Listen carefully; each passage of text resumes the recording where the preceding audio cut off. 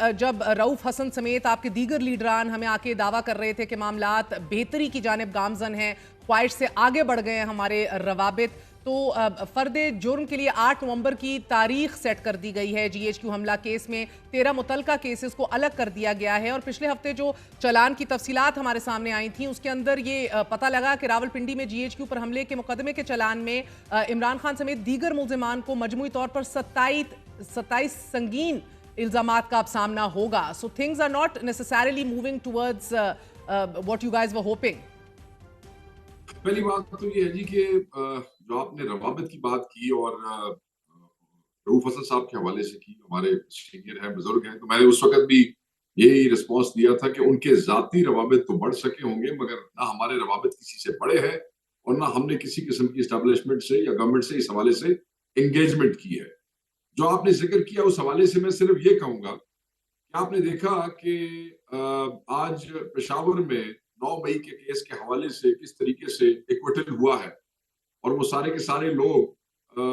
जो 9 मई के झूठे केसेस के अंदर थे उनको आज पेशावर हाई कोर्ट ने एक्विट कर दिया। और मैं ये समझता हूँ कि हमारे उस मौकिफ की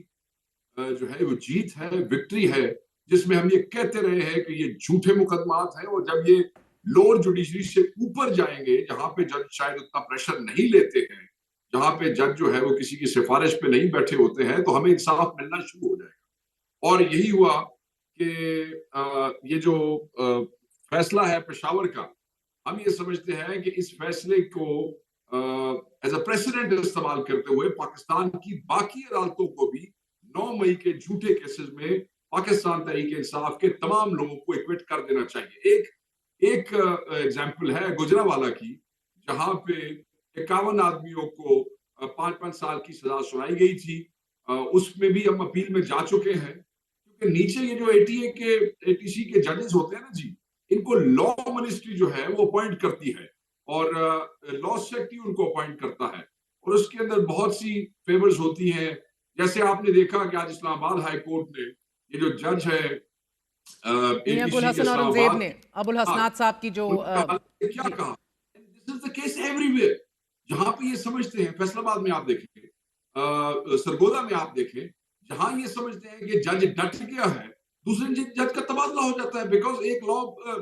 सेक्रेटरी जो है वो बैठा है, वो लॉ मिनिस्टर के कहने के ऊपर उसको उठा के बाहर फेंकता है और अपनी मर्जी का दूसरा जज लेके आ जाता है। तो मगर